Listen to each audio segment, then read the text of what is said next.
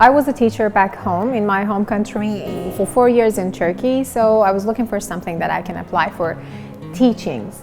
For me, the reason I chose this program because it's only 16 months, so it's just like a blink of an eye. The activities were not only related to like teaching English or teaching languages. We could use all these activities even if we wanted to teach other things. One of the students chose to teach yoga. One of the students chose to teach salsa, for example.